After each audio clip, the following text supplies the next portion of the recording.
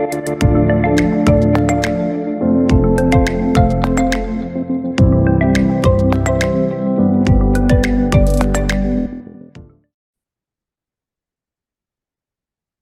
galerinha, tudo bem com vocês? Aqui é o professor Tiago. Que Deus nos abençoe mais uma semaninha. Hoje eu vou resolver com vocês, pessoal, a provinha do Enem. Uma provinha onde teve muitas questões aí muitos peguinhas. Uma prova que eu achei bem complexa aí para os alunos. Vamos lá? Espero que vocês gostem, tirem as dúvidas, tá bom? Vamos lá então, galera. Vamos resolver as questões de química para vocês, tá? Vamos lá. Da prova rosa, galera. A nanotecnologia é responsável pelo aprimoramento de diversos materiais, incluindo os que são impactados com a presença de poluentes da umidade na atmosfera, causadores de corrosão. O processo de corrosão espontânea provoca deterioração de metais como o ferro, que em presença de oxigênio e água sofre oxidação, conforme ilustra a equação química. Então tá aqui, galera, ó, ferro na presença de umidade, água e oxigênio forma a ferrugem. Uma forma de garantir a durabilidade da estrutura metálica e a sua resistência à umidade consiste na deposição de filmes finos nanocerâmicos à base de zircônia e alumínio sobre a superfície do objeto. Essa nanotecnologia se baseia no... Então, galera, se você observar, né, você tem um metalzinho, você tem o ferro. É um metal ferro. Um dos recursos, né? Nós temos vários recursos aí para proteger o ferro, né, da oxidação.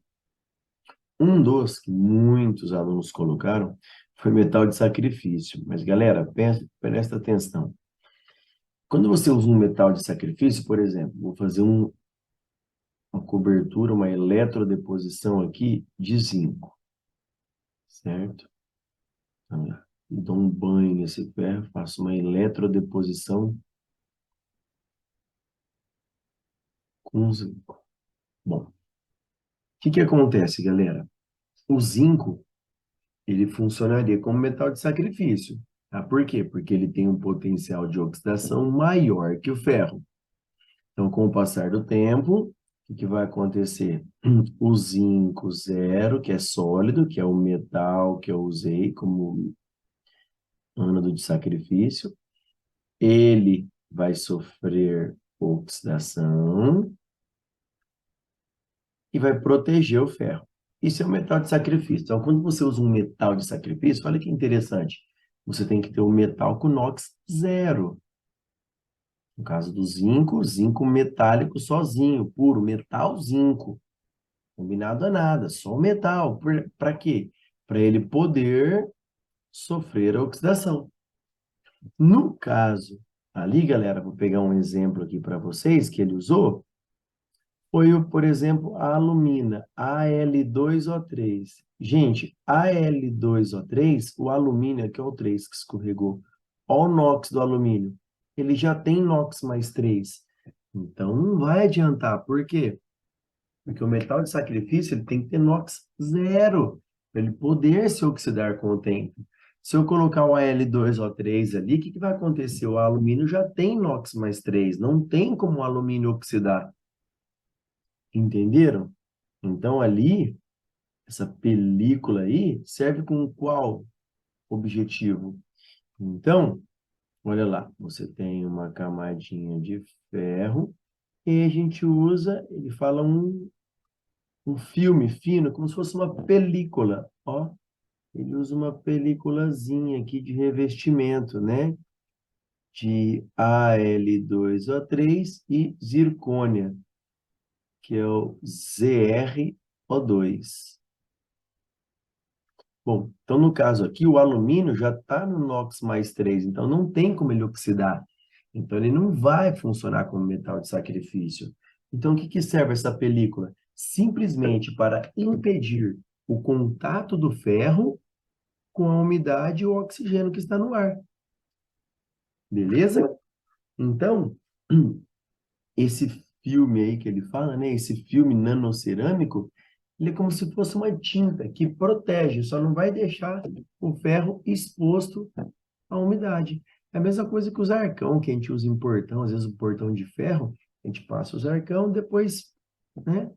O que que é o arcão? É uma película protetora, uma tinta protetora que não deixa o ferro ficar exposto à umidade, ficar exposto ao oxigênio, tá? Então, a alternativa correta é a letra D.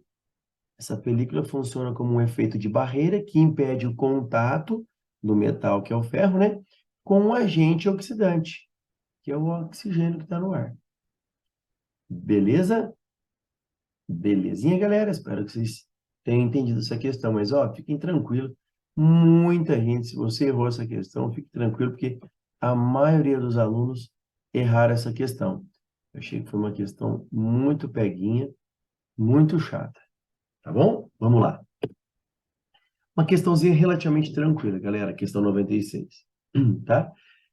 Ele fala de um grupo de alunos que realizou um experimento e ele fez o quê? Para observar algumas propriedades dos ácidos. Então, o que que ele fez? Eles colocaram o mármore, que é o CaCO3, em contato com HCl, observando a liberação de um gás. Que gás é esse? Olha na equação, galera. Você pegar ali, ó, o NOx do cálcio, família 2A mais 2. Como esse 2 não escorregou para cá, ó, então a gente conclui que o NOx do carbonato, CO3, é menos 2, né? O cátion, Ca mais 2, ânion, CO3 menos 2. Ácido, H mais, Cl menos. Olha lá, o positivo de 1, ó, o Ca mais 2, junta com o Cl menos, para formar CaCl2.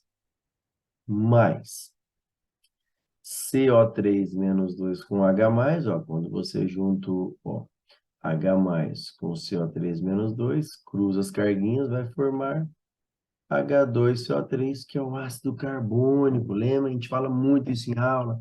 Ácido carbônico, ácido usado no presente nos refrigerantes. Quando você abre um refrigerante, a primeira coisa que você vê é a formação de bolhas. Por quê? Porque quando você abre, o ácido carbônico, ele é um ácido instável, ele se decompõe em água e CO2, que é o que você vê. A formação de bolhas é devido à liberação de CO2. Então, o gás é o CO2.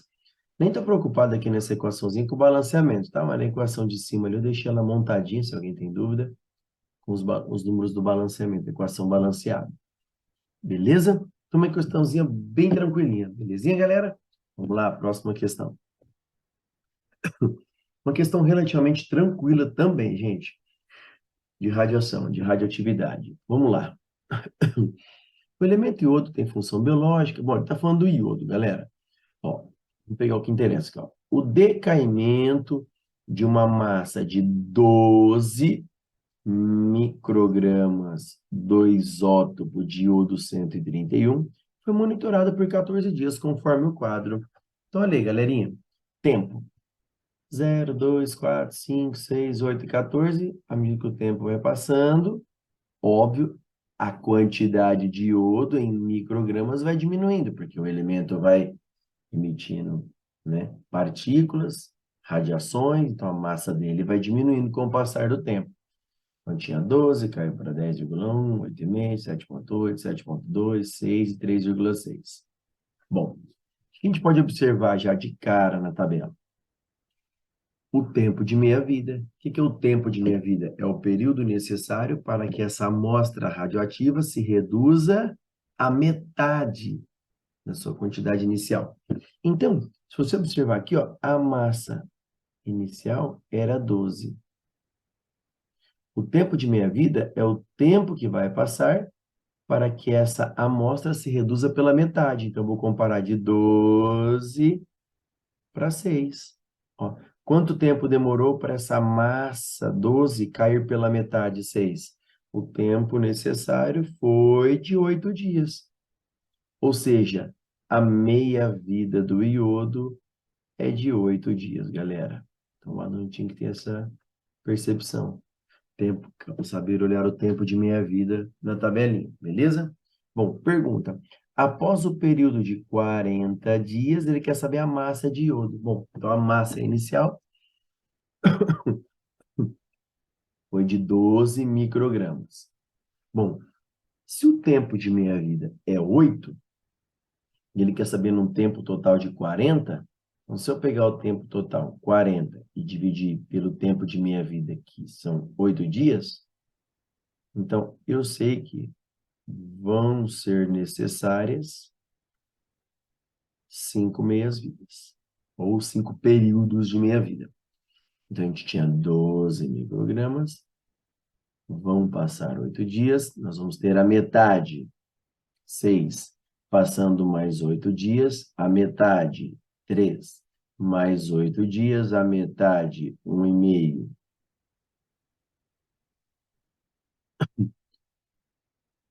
Mais 8 dias, a metade, 0,75. Mais 8 dias, 0,375. Então, depois de 8, 16, 24, 32, 40. Após 40 dias, a massa de iodo restante é de 0,375, aproximadamente 0,4, alternativa D. Questãozinha bem tranquila. Gente, eu explico o decaimento radioativo sempre desse jeitinho aí. Vou fazendo a setinha e vou fazendo o decaimento. Metade, metade, metade, metade, e assim eu vou fazendo. Mas tem fórmula, quem gostar, memorização de fórmulas aí, quem gostar de fórmulas, é assim, a formulinha. Quantidade final, formulinha, quantidade final do isótopo radioativo é igual à quantidade inicial dividido por 2 elevado a x, onde x é o número de meias-vidas que vão passar, que irá passar. Bom, então, o tempo total, 40. Cada meia-vida, o tempo de meia-vida é de 8. 40 dividido por 8 serão necessários aí 5 meias-vidas. Então, vamos lá. Quantidade final eu vou descobrir. A quantidade inicial, 12 microgramas, dividido por 2 elevado a x. X é o número de meias-vidas que vão passar. Então, o número de meias-vidas, 5. Então, 2 elevado a quinta. 12 por 32, 0,335, aproximadamente 0,4. Uma questãozinha, galera, que era só para ver o período de meia-vida na tabela, que é saber o conceito de meia-vida, o tempo necessário para que essa amostra se reduza pela metade. Então, o tempo que passou aqui para essa amostra se reduzir pela metade, né, é de 8 dias. Então, o período de meia-vida é 8 dias, aí era só fazer o decaimento radioativo. Beleza, beleza, galera? Uma questão relativamente tranquila. Questãozinha 101. A figura ilustra esquematicamente um processo de remediação de solos contaminados com tricloreteno, um agente desengraxante, em razão de vazamentos de tanques, de estocagem ou de manejo inapropriado de industriais. Ele se encontra presente em águas subterrâneas, nas quais formam a fase líquida densa não aquosa, que se deposita no fundo do aquífero. Essa tecnologia de descontaminação emprega o íon persulfato, que é convertido no radical SO4- por minerais que têm ferro mais 3.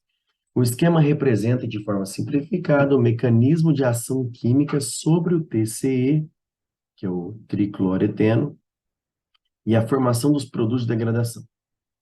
Esse procedimento de remediação de águas subterrâneas baseia-se em reações de... Então, galera, se você observar as reações químicas que ocorrem, né, esse radical SO4-, ele vai atuar em cada etapa, né?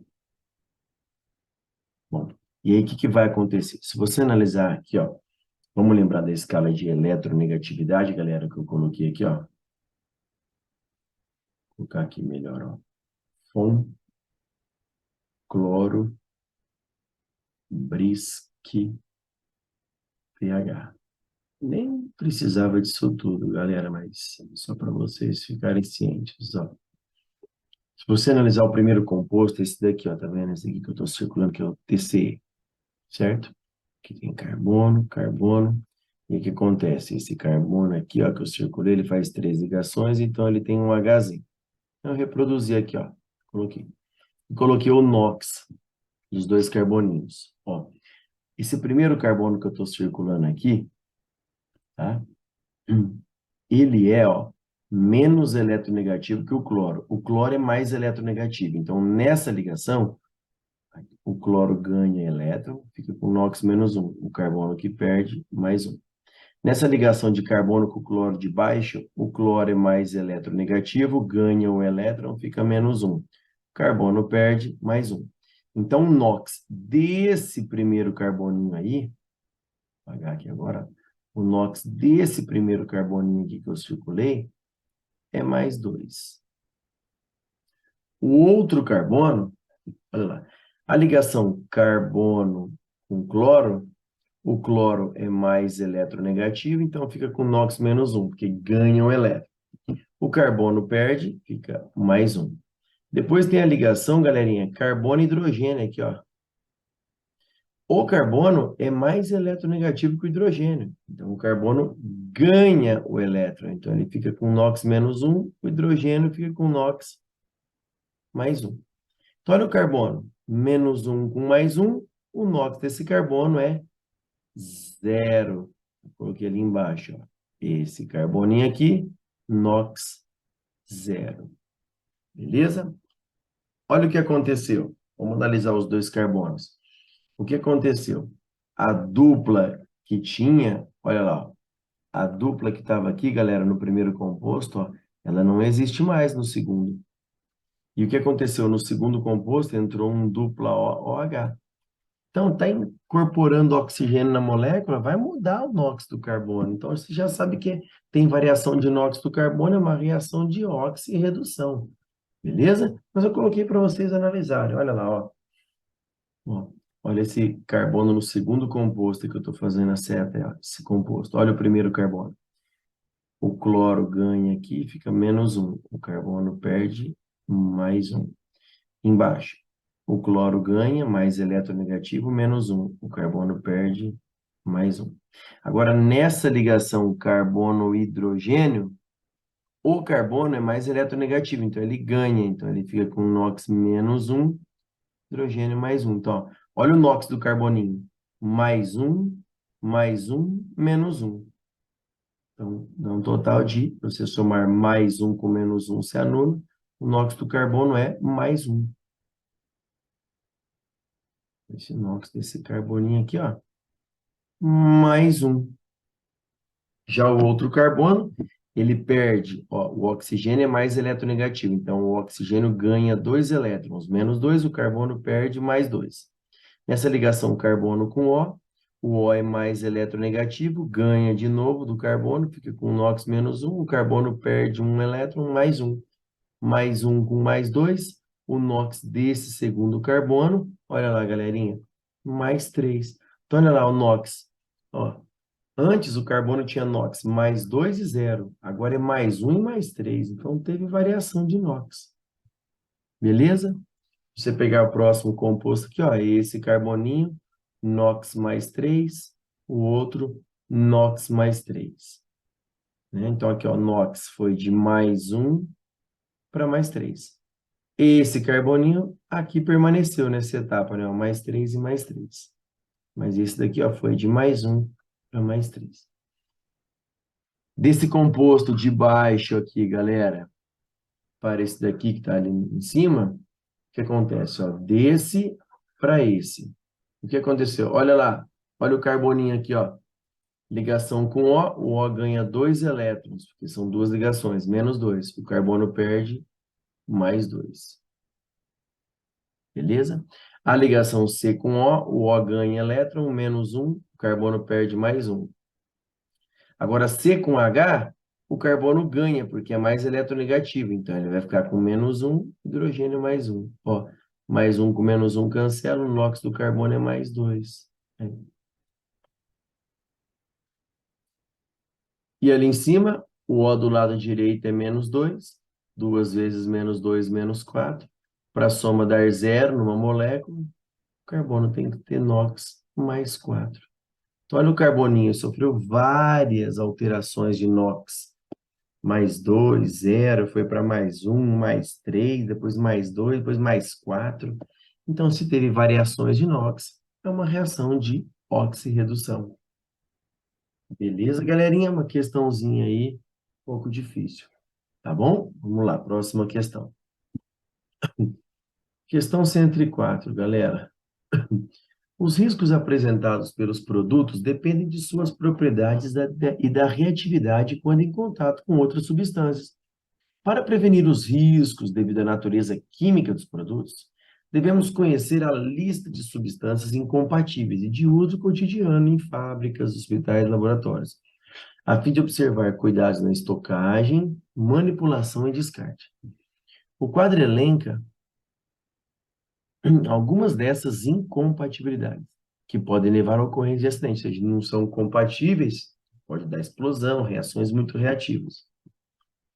Então, vamos lá. Primeiro, um asterisco de vermelho. Ácidos minerais, né, os inorgânicos, fortes, concentrados, têm incompatibilidade com bases fortes, com cianetos e com hipoclorito de sódio. Por quê? Esses ácidos minerais aí podem reagir com base forte, cianeto e hipoclorito, gerando reações muito energéticas, gerando explosão e produção de oxidante forte e produtos tóxicos. Já em azul, o ácido nítrico concentrado reage com matéria orgânica e dá uma reação muito energética, explosão e produto tóxico. Considere que houve descarte indevido de dois conjuntos de substâncias. Então, vamos lá. Primeiro, ácido clorídrico com cianeto de potássio. Ó. Ácido clorídrico, HCl, com cianeto de potássio, um sal, né? Ó. KCN, cianeto de potássio. Olha a reação de dupla troca, galera. H mais Cl menos, K mais Cn menos. Olha o que acontece. H mais, positivo de um com negativo do outro. H mais com Cn menos, forma-se HCn. Lembra do cianeto? Esse HCN aí é um gás extremamente tóxico. Cianeto. A gente comenta muito com o aluno, né, do HCN, gás usado nas câmaras de gás, né, que as pessoas aspiravam, e ele causa uma atrofia muscular, aí a pessoa sente muita dor e depois morre, tá? É o HCN, é um gás muito tóxico, cianeto é altamente tóxico. Depois, Cl- com K+, KCl, que é um sal solúvel em água, tá? Bom, mas então, no caso aqui, o primeiro, né, teve a liberação de um gás muito tóxico. Ó. Olha a letra A, liberação de gás tóxico, e a letra D, ó, liberação de gás tóxico. Bom, a segunda, ácido nítrico com matéria orgânica. O que acontece, galera? Quando a gente fala em reações químicas, né, a gente comenta sobre ácido nítrico. Ácido nítrico reagindo com sacarose. Né? Não dá para saber aqui o que é formado, mas um dos gases aqui que libera geralmente é o NO2. Mas não dá para saber aqui. Mas o lance era o aluno entender que ácido nítrico, HNO3, o que acontece? Ele é um forte agente oxidante. Ele é usado em reações porque ele é um agente oxidante extremamente forte. O aluno teria que saber dessa informação, que não é muito comum o aluno lembrar. Lembrar que o ácido nítrico é um forte agente oxidante e, portanto, vai gerar uma reação oxidativa forte, letra A. Uma questão bem complexa, porque o aluno poderia ficar muito em dúvida aí, a letra D, que é a liberação de gás oxidante. Não há, tá? Mas o aluno lembrar que o ácido nítrico aí, galera, é um ácido, né, um forte agente oxidante aí, é difícil o aluno lembrar. É um conceito, muita informação de rodapé de livro. Tá bom, galerinha? Uma questão extremamente difícil e chata. Beleza? Vamos lá, próxima questão. 106. Ele está falando do urânio, que é empregado como fonte de energia em reatores. Para tanto, o seu mineral deve ser refinado, convertido a hexafluoreto de urânio e posteriormente enriquecido para aumentar de 0,7 a 3% a abundância de um isótopo específico, urânio 235. Então, você faz um enriquecimento de urânio.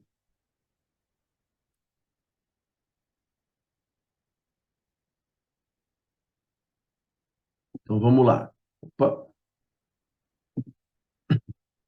Uma das formas de enriquecimento utiliza a pequena diferença de massa entre os hexafluoretos de urânio 235 e urânio 238, para separá-los, precedida pela vaporização.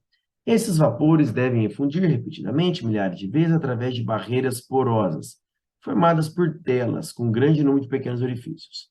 No entanto, devido à complexidade e à grande quantidade de energia envolvida, cientistas e engenheiros continuam a pesquisar procedimentos alternativos.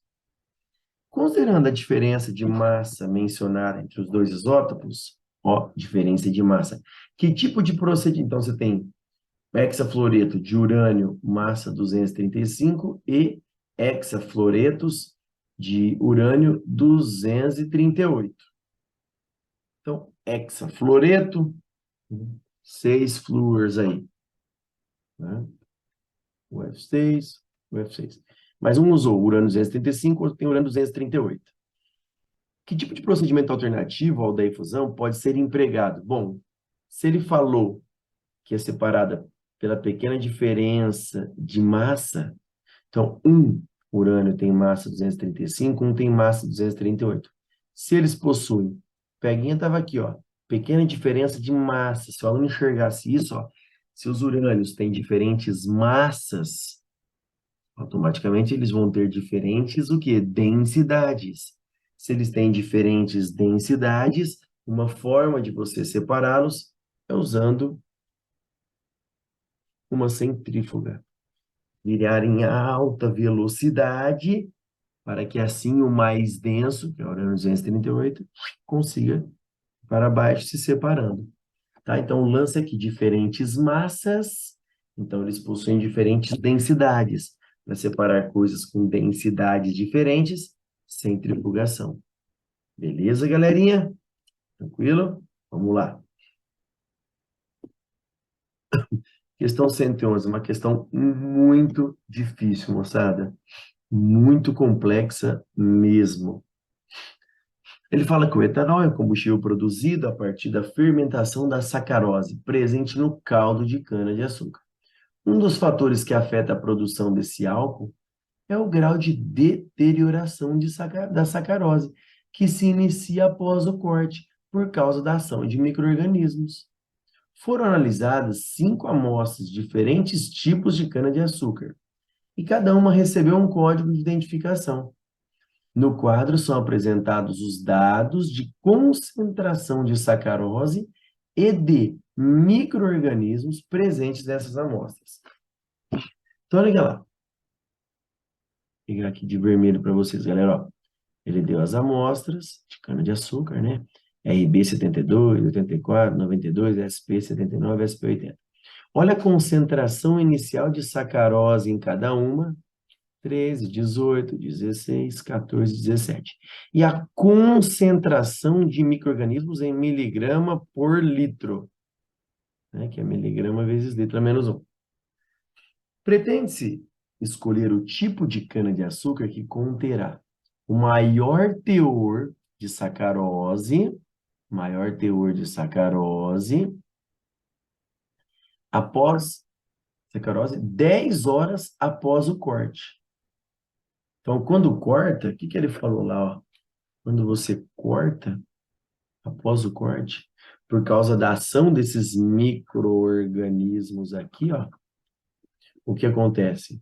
Por causa da ação desses micro-organismos, né? O que que vai acontecendo?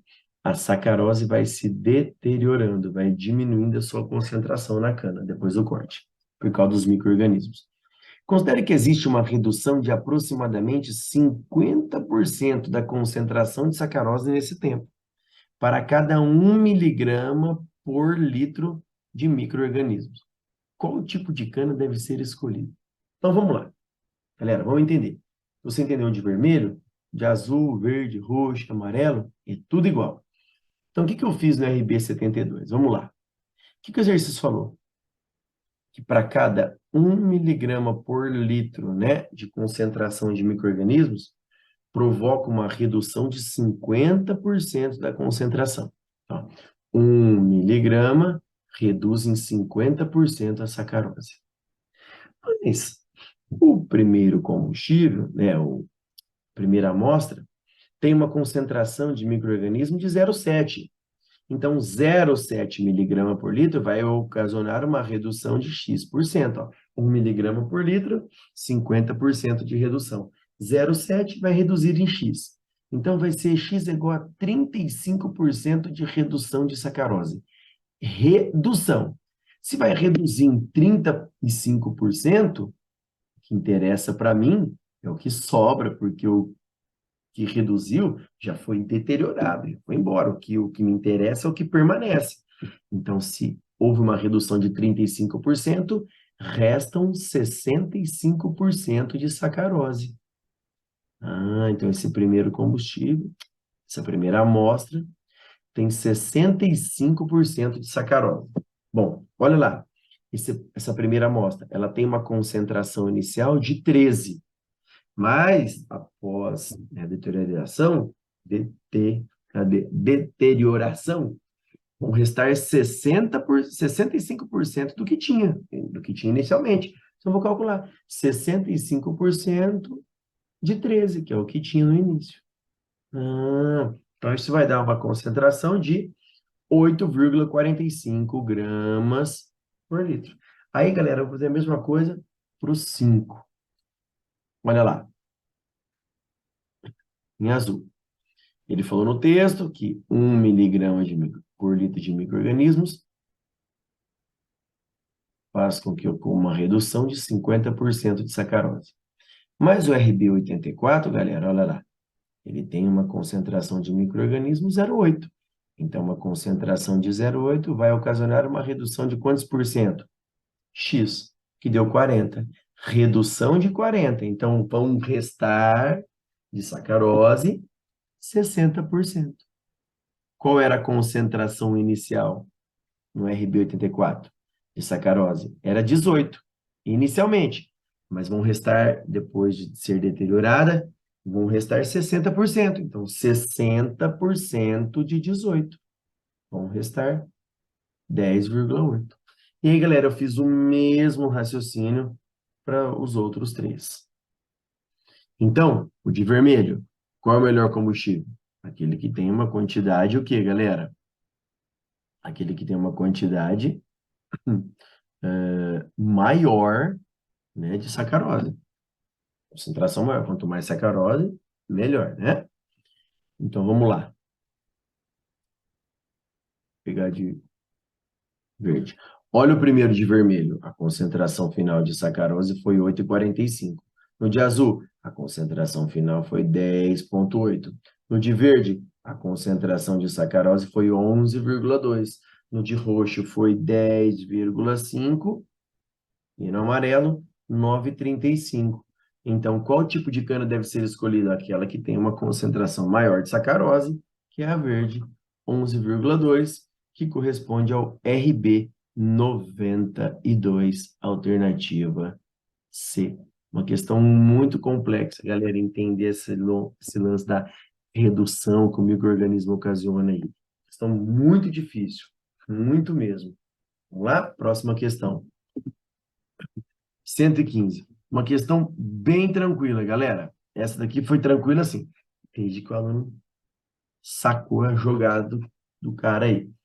Em uma aula prática de bioquímica, para medir a atividade catalítica da enzima catalase, então ele quer entender, né, a ação enzimática da enzima catalase, foram realizados 6 ensaios independentes, nas mesmas condições, variando-se apenas a temperatura. A catalase decompõe o peróxido de hidrogênio, produzindo água e oxigênio. Os resultados do ensaio estão apresentados no quadro. Então, olha o que aconteceu. Um dos fatores, né, a enzima, que é estudou a atividade da enzima. Em todos os experimentos, você tinha a enzima e ele mudou apenas a temperatura de um experimento para o outro. Bom, nós sabemos que, se não tivesse a enzima, um dos fatores que acelera a velocidade da reação, galera, é a temperatura. Então, quanto maior a temperatura, maior a energia cinética das partículas, mais colisões, mais rápida a reação. E isso a gente observa, ó, do ensaio, do primeiro ensaio, a temperatura de 10, a velocidade foi 8. Quando você aumentou a temperatura para 15, olha, a velocidade da reação aumentou. A reação ficou mais rápida, beleza. Só que olha o problema, galera. Depois ele aumentou a temperatura de novo. Foi para 20. O que aconteceu? A velocidade caiu. Aí ele aumentou a temperatura mais um pouquinho para 25. Ué, de 9,5 caiu para 5. Depois ele aumentou para 30, a velocidade caiu para 3,6. Depois ele aumentou de novo, a velocidade caiu de novo. Ou seja, de 10 para 15 graus, aumentou a temperatura, a velocidade aumentou. Por que que depois, aumentando a temperatura de 15 para 20, para 25, 30, 35, depois ele continua aumentando a temperatura porque a velocidade só caiu? 10,5, 9,5, 5, 3,6, 3,1. Ele estava estudando atividade enzimática. Cuidado, galera. No primeiro, a velocidade aumentou de 10 para 15. Ótimo, né? De temperatura de 10 para temperatura de 15, a temperatura aumentou, a enzima atuou, a velocidade aumentou. Por que de 15 para 20? Quando ele aumentou de 15 para 20, por que a velocidade caiu? Se a temperatura aumenta, por que a velocidade caiu?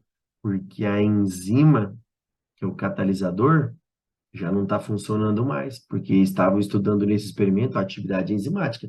Se a velocidade caiu, porque ocorreu algum probleminha aí com a enzima. Ah, o que que aconteceu com a enzima?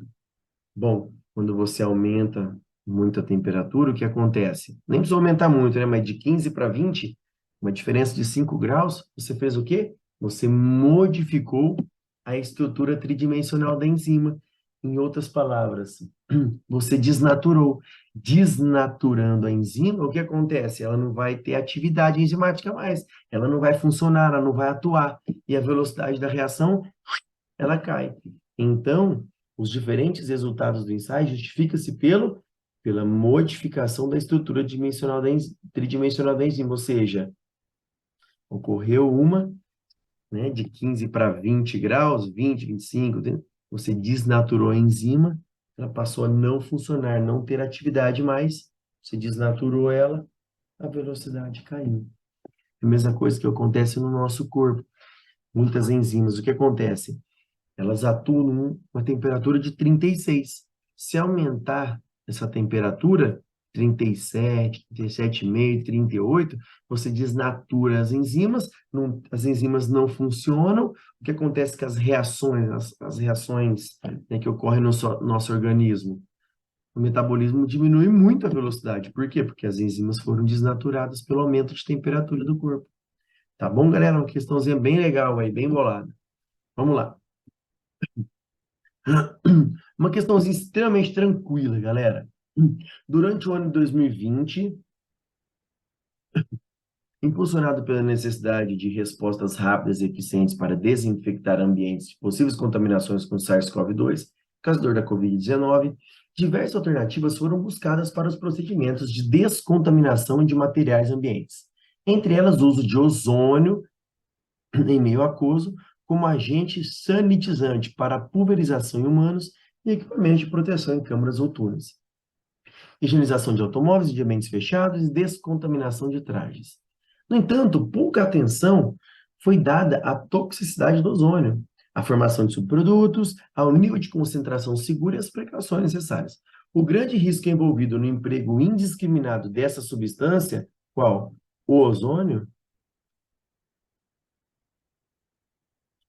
deve-se à sua ação química como? Gente, o ozônio. Só não lembrar das reações orgânicas, quando a gente fala das reações de oxidação de alcenos, né? A gente pega um alceno, ele sofre três tipos de oxidação. A oxidação branda, a ozonólise e a oxidação energética. Por oxidação, entrada de oxigênio num composto orgânico, né? Oxidação de alcenos, hidrocarbonetos que tem dupla. Então, peraí, ozonólise, entrada de oxigênio, ele vai fazer a oxidação de um alceno. Por quê? Porque o ozônio, o O2 são fortes agentes oxidantes. Então, o ozônio, ele é um forte agente oxidante. Uma questão se o aluno lembrasse o conceito. Faria rapidinho essa questão, beleza? Vamos lá, próxima questão. Galera, uma questão bem legal também, difícil do aluno enxergar. É uma questão difícil. A biomassa celulósica pode ser utilizada para a produção de etanol de seguinte geração. Entretanto, é necessário que os polissacarídeos, uma cadeia polimérica, a reação continua aqui, é um polímero, uma grande estrutura. É necessário que esses polissacarídeos sejam convertidos em mono e disacarídeos, processo que pode ser conduzido em meio ácido, conforme mostra o esquema. Então, você tem a estrutura, olha aqui, galerinha, ó, de um polissacarídeo, e ele adicionou H+, para converter esse polissacarídeo em mono e disacarídeos. Nessa conversão, a pergunta, olha lá, a função do íon é H+. Galerinha, ele quer saber a função do íon H+. Bom, ele já existia aqui no começo de tudo, né? Ele foi colocado em contato com o polissacarídeo, tá? Aí formou essa estrutura intermediária aqui, que depois formou essa daqui, que depois formou essa daqui, e depois formou essa daqui. Qual é a função do H+ nisso tudo, galera? Ó, você tinha o H+ no começo de tudo, tá? Ó, você tinha o H+. Ele foi colocado no início de tudo. Então, o H+ não foi produzido. Ele já tinha no começo. A reação foi conduzida em meio ácido. Então, você tinha o H+ para reagir aí, para fazer a reação com o polissacarídeo. No final do processo, formou o composto orgânico e, olha o H+, ó. Olha o H+ aqui, ó. Igualzinho ele estava no começo. Se ele está exatamente igual ele estava no comecinho, ele participou da reação, né? Mas no final, ele foi formado, ele foi regenerado. Ou seja, a quantidade inicial e final do H+ é a mesma. Ele tinha no começo, no final ele foi regenerado, exatamente igualzinho no início. Ele apareceu no final. Ou seja, ele não foi consumido no processo. Então, esse H+, ele funciona como um catalisador. Se ele é um catalisador, qual é a função dele? Alternativa C, aumentar a velocidade da reação. Beleza, galerinha? Vamos lá, próxima questão.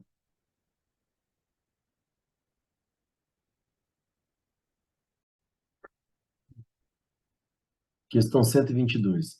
O ácido tartárico é o principal ácido do vinho, e está diretamente relacionado com sua qualidade. Na avaliação de um vinho branco em produção, uma analista neutralizou uma alíquota, uma amostra de 25 ml do vinho, ela neutralizou, né? Esse ácido tartárico, que está presente em 25 ml de vinho, ela neutralizou com NaOH 0,1 mol por litro, consumindo um volume igual a 8 ml da base. Então, a gente usou o NaOH para neutralizar o ácido tartárico que está presente no vinho. Então, a concentração do NaOH, 0,1 mol por litro, e ela usou 8 ml. A reação para esse processo de titulação é representada pela equação. Tá aí. Ele quer saber a concentração de ácido tartárico no vinho. Então, vamos lá, galera. Primeira coisa nessa questão, achar o número de mols de NaOH. Por quê? A proporção aqui do balanceamento é 1 mol de ácido para 2 mols da base. É a proporção estequiométrica, é a proporção indica a proporção em mol. Então, se eu achar o número de mol de um participante, eu consigo descobrir quanto neutralizou do outro. Então vamos lá. De NaOH. O que significa 0,1 mol por litro? Nós temos 0,1 mol em 1.000 ml. Mas foram gastos apenas 8 ml. Então, 8 ml corresponde a quantos mols? X. A quantidade em mol de NaOH gasta na titulação, né? A quantidade em mol de NaOH que foi usado para neutralizar esse ácido tartárico presente no vinho foi de 8,10 a menos 4 mol. Beleza. Aí eu pergunto, essa quantidade em mol de NaOH neutralizou quanto de ácido tartárico? Vamos lá? Olha lá a proporção do balanceamento, ó. Não é 1 mol de ácido para 2 mols da base? Então, peraí. A quantidade em mol do ácido neutralizado é a metade da quantidade em mol da base. Ó, a proporção é para cada 2 mols de base, são neutralizados a metade, 1 mol do ácido. Então, se a gente tem 8 vezes 10 a menos 4 mol da base, isso neutralizou quanto do ácido? X. Quanto? A metade. 4 vezes 10 a menos 4 mol. Então, a quantidade em mol de ácido tartárico neutralizado foi de 4,10 a menos 4. Beleza. Vamos lá, parte azul. Esse 4,10 a menos 4 mol, galera, está presente onde? Na amostra de vinho. Estava presente em, olha lá no texto, ó, em 25 ml. Como ele quer saber a concentração em mol por litro, né? Ó, grama por litro, né? Mas eu vou achar mol por litro primeiro. Olha lá. Quantos mols eu tenho em 1.000 ml, né? Ou seja, 1 litro. O X vai ser 0,016 mol. Então, a concentração do ácido em azul ali, ó, concentração de ácido tartárico no vinho é 0,016 mol por litro. O exercício pede grama, ó, grama por litro, ó. Mol por litro, grama por litro. O litro já está certo. Então, é só eu transformar o mol em grama. Uma regra de 3. Olha lá. 0,016 mol corresponde a qual massa? X. Ele deu a massa molar do ácido tartárico, ó, 150 gramas por mol, ou seja, cada mol do ácido corresponde a 150 gramas. O X, né, vai ser 2,4. Então, nós temos X vai dar 2,4. Então, concentração 2,4 gramas por litro. Galera, é uma questãozinha clássica de titulação. Era fácil? Não. Os alunos têm muita dificuldade, né, nessa aula de titulação. Os alunos, a gente percebe que eles têm um pouco de dificuldade. Tá? Então, assim, não era uma questão fácil, era uma questão clássica de titulação. Não tinha nada de coisas difíceis nessa questão. Uma questão clássica, mas como a matéria de titulação é uma matéria um pouco complexa, o aluno tem um pouquinho de dificuldade. Beleza? Próxima questãozinha, galera. Vamos lá. 126. Uma questão que muita gente, mas muita mesmo, galera, errou. Essa questão fala o tratamento de água, galera. Tentei até colocar uma figura aí que eu achei na internet, pra vocês entenderem melhor. A água bruta coletada de mananciais apresenta alto índice de sólidos suspensos, o que a deixa com um aspecto turvo. Desculpe. Para se obter uma água límpida e potável, ela deve passar por um processo de purificação numa estação de tratamento de água, uma ETA, estação de tratamento de água. Nesse processo, as principais etapas são nesta ordem. Primeiro, coagulação, depois a decantação, depois filtração, depois desinfecção e fluoretação. Qual é a etapa de retirada de grande parte desses sólidos? Bom, a primeira etapa é a coagulação, que geralmente, né, eles falam coagulação, que já é seguida, que ele não colocou, mas já é seguida da floculação. A coagulação, formar coágulos. Eles jogam sulfato de alumínio, né, o sulfato de alumínio e cal na água. Eles jogam sulfato de alumínio e jogam cal na água também. Por quê? O cal reage com a água e forma hidróxido de cálcio, porque eu preciso deixar essa água alcalina, vocês vão entender por quê. Eu preciso de OH- nessa água. Por quê, galera? Ó, olha a reação que ocorre.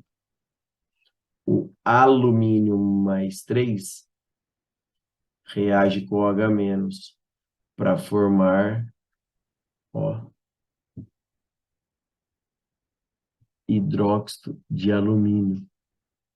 Esse hidróxido de alumínio é uma substância insolúvel em água e ele tem aspecto gelatinoso. Então, o que ele faz? Ele começa a absorver as impurezas, começam a formar começa a coagular, começa a flocular, começa a formar flocos maiores. Então, a coagulação vai formando os flocos, a floculação. Mas isso não remove a sujeira, elas vão formando flocos e ficam ali na água. Como esses flocos vão ficando mais pesados, o que acontece? Olha a próxima etapa. Eles vão se decantar. Na decantação é onde ocorre a maior remoção de sólidos, porque na decantação esses flocos vão se depositando no fundo e a parte sólida vai se separando da fase líquida. Por quê? Numa estação de tratamento de água grande, eles usam esses vertedouros, que parece um buraco. Você tem a represa, que é aqui, ó, né? É uma represa grande, uma lagoa, onde é a estação de tratamento de água, ó, que é a água. E aqui no meio é um buraco. Então, o que acontece, galera? Nessa água aqui, ó, vai fazendo o quê? Ocorrendo a decantação. Então, o sólido vai ficando tudo lá no fundo. Tudo lá no fundo. E na superfície, a água vai passando aqui, ó, nesses buraquinhos e vai caindo para ir para o próximo processo, que é a filtração. Então, você tem esses vertedouros, que a gente chama. São esses, literalmente, esses buracos que tem numa estação de tratamento de água. Porque a água ali, onde está a água aqui, ó, da lagoa, ali vai sofrendo a decantação. Os sólidos vão todos para o fundo. Então, a água da superfície está sem sólido. Então, ela vai se separando, ela vai caindo nesses vertedouros aqui e vai para a próxima etapa, que é a filtração. Então, onde ocorre a maior remoção de sólidos é na decantação. Pequenas impurezas sólidas que não decantaram, aí vão ser retidas na filtração, mas a grande parte dos sólidos aí é retirada na decantação. Beleza, galera? Espero que vocês tenham entendido essa questão, tá bom? É uma questão que deu muita confusão, tá bom? Vamos lá. 129. O esquema representa o ciclo do nitrogênio. Então, você tem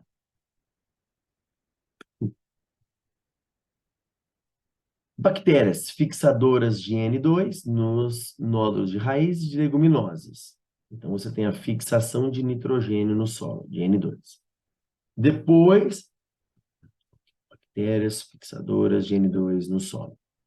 Depois, esse N2 é transformado em amônia, amônio. Depois tem as bactérias nitrificantes que vão transformar em nitrito. As bactérias nitrificantes também que formam nitrato. E você tem o ciclo do nitrogênio. Bom, aí, galera, então você tem várias substâncias no ciclo do nitrogênio. Gás nitrogênio, você tem a amônia, você tem o amônio, você tem o nitrito e você tem o nitrato. Bom, olha o que ele diz. A chuva ácida interfere no ciclo do nitrogênio, principalmente por proporcionar uma diminuição do pH do solo. Meu, se vai diminuir o pH do solo, quanto mais baixo o pH, mais ácido. Então, diminuição do pH, o que significa?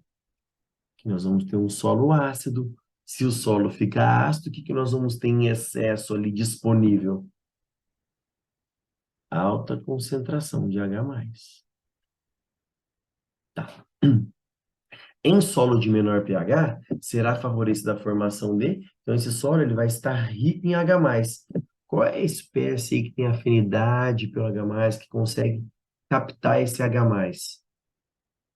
Bom, olha aí, galera. É o NH3. O NH3 é amônia. Ó, amônia, o aluno teria que lembrar, é uma substância de características básicas. Ela tem caráter básico. Inclusive, as aminas da química orgânica, nós dizemos, tem caráter básico as aminas. Por quê? Porque são derivadas da amônia. Né? Se você pegar a amônia, que é um NH3, tira um hidrogênio e troca por uma cadeia carbônica. Você tem a função amina. Bom, por que ela tem caráter básico, a amônia, galera? O nitrogênio é da família 5A, ó, ele tem 5 elétrons. Ele usa 3 e ele tem um par de elétrons livres. Se ele tem um par de elétrons livres, ele consegue receber o H+. Como? Se ele já está estável, ele faz uma ligação dativa e ele consegue receber esse H+, porque o H+ é um hidrogênio que perdeu seu único elétron, então ele é formado por um próton. O hidrogênio está sem elétron nenhum. O hidrogênio é uma exceção ao octeto, ele não fica estável com 8, ele fica estável só com 2. Então, o nitrogênio faz uma dativa, empresta 2 elétrons para o H+, aí você tem essa estrutura sendo formada, ó, NH3, e aqui fazendo uma dativa para o H, isso tudo com carga positiva. Um NH3, quando recebe um H+, vira NH4+. Então, se você vai ter um solo rico em H+, a amônia NH3 vai pegar esses íons H+, e vai ser transformada em amônio, alternativa C, a espécie que vai ser formada, amônio. Então, resumindo, NH3, ele recebe H+, ó, e vira amônio. A espécie favorecida é o amônio. Beleza, galerinha? Espero que vocês estejam entendendo. Vamos lá? Próxima questão. Uma questão, galera, muito complexa para o aluno enxergar. Eu achei muito difícil. Aliás, tiveram várias questões difíceis essa prova, hein? A penicilamina é um medicamento de uso oral utilizado no tratamento de várias doenças. Esse composto é excretado na urina, cujo pH se situa entre 5 e 7. A penicilamina, cuja fórmula estrutural plana está apresentada, possui 3 grupos funcionais que podem ser ionizados. O grupo carboxila, o grupo amino, função amina, e o grupo amínio, que é o NH3+.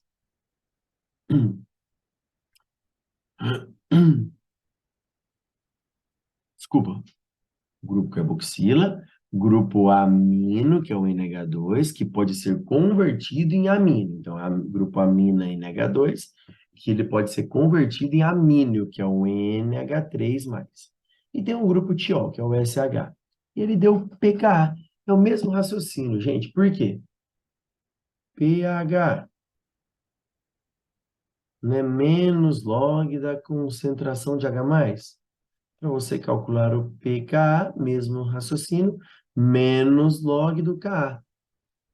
Bom, vamos lembrar, quanto maior a concentração de H+, de um meio, menor é o seu pH. O Ka é a mesma coisa. Quanto maior for a constante de ionização, menor vai ser o pKa, mais ácido. Beleza? Então, olha o que ele diz, galera. Qual a estrutura derivada da penicilamina é predominantemente encontrada na urina. Vamos lá. É uma estrutura, galera, parecida com os aminoácidos. Lembre dos aminoácidos que a gente fala em caráter ácido e básico de compostos orgânicos. Ó, pegar a glicina, que é o menor aminoácido que tem. Aminoácidos, eles têm caráter anfótero. O que é caráter anfótero? Caráter ácido e básico. Por quê? Quais são as duas principais funções orgânicas que têm caráter ácido? Que libera H+, em meio aquoso? Ácidos carboxílicos e fenóis. Qual é a função orgânica que tem caráter básico? As aminas. Por quê? Igual ao exercício anterior. Aminas são derivadas da amônia. A amina, ó, o nitrogênio, ó, ali, ó, tá ligado a NH2, tá ligado a carbono. Ó, ele tem 5 elétrons.